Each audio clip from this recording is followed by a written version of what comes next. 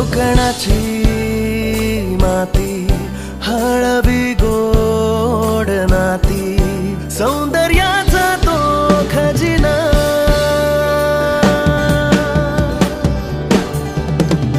सागरी किनारा वाहे धुंदगार वारा लाल परीचा तो असा प्रवास होणारा आपलीच माणस असा येवा कोकण आपलोच असा येवा कोकण आपलोच असा येवा कोकण आपलोच असा येवा कोकण आपलोच असा